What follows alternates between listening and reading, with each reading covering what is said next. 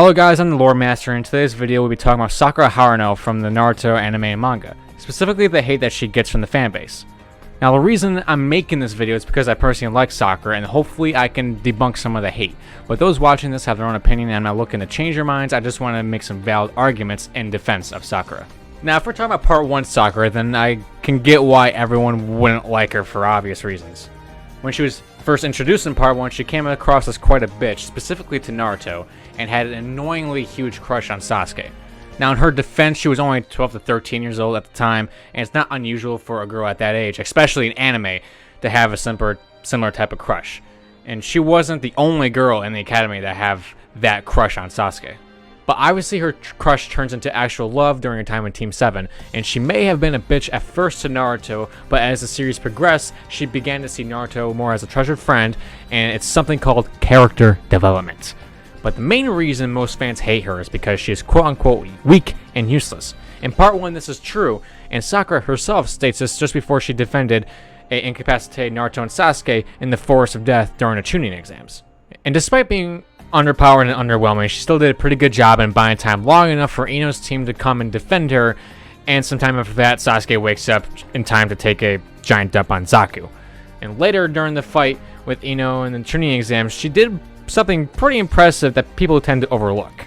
And that was being able to break from Ino's mind transfer technique, and only characters with extreme willpower are able to accomplish that.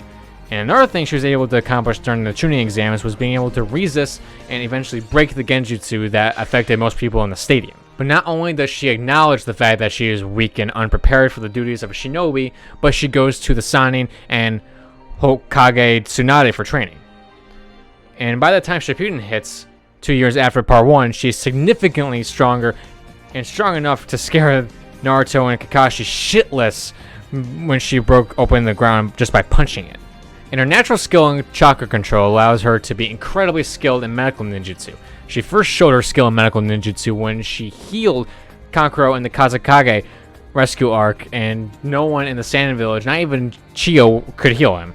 This scene shows how much she was grown as a shinobi, and she's also shown good leadership during that arc, and basically taken full command over the operation to heal Kankuro.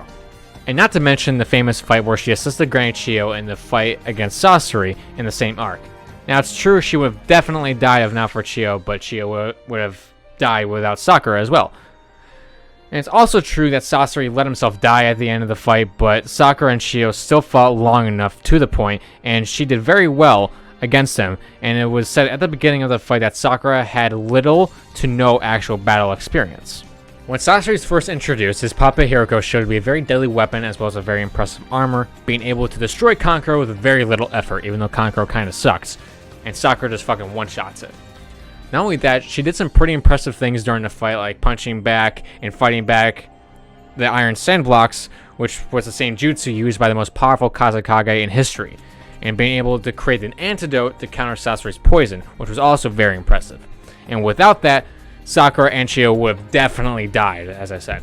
We're just going to skip ahead to the Ninja War, and Sakura has even gotten more stronger, and she's shown that she was able to unleash the strength of 100 seal, or the Byakugo seal, which she learned from Tsunade. This seal allows Sakura to use techniques without any wasted energy, and that chakra that Sakura stored in the seal for the past 3 years is released into her body. This also allows her to literally nuke the fucking battlefield and able to self-heal at an incredible level. Tsunade was able to use the seal and take a bunch of Susanoo swords from Madara to the chest like it's nothing, and she was able to get cut in fucking half and still live. She was also able to assist Obito by pouring her stored chakra from the seal into him, allowing him to open portals into Kaguya's dimensions to bring Sasuke back into the fight. And this is something Obito could not do alone. Speaking of Obito, another thing that the Sakura haters bring up when discussing her is that Obito asked her to destroy the Rinnegan so Madara couldn't get his hands on it. And Sakura took too long to do it, and Madara got Obito's Rinnegan, which made him much more powerful, and then he used the Infinite Tsukiyomi. My defense for this is that if she did destroy Obito's Rinnegan, that would have changed the plot, and not in a good way. And we wouldn't have gotten the epic battle against Kaguya, or the battle at the final valley between Naruto and Sasuke, and who knows what else would have changed.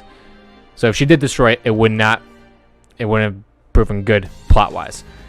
Also, Sakura had some really badass scenes in Boruto where she made Shin Uchiha her little bitch and breaking most of his body, and then showed to handle herself well against Shin long enough for Sasuke to arrive. But I'm convinced that if she went at Shin at full power, Shin would have absolutely no chance because she is just way too fucking strong, and let's face it, Shin kind of sucked. So how powerful is Sakura in my opinion? Well, I think she's at Kage level, and being amongst the strongest of the Konoha 11, behind Naruto and Sasuke of course.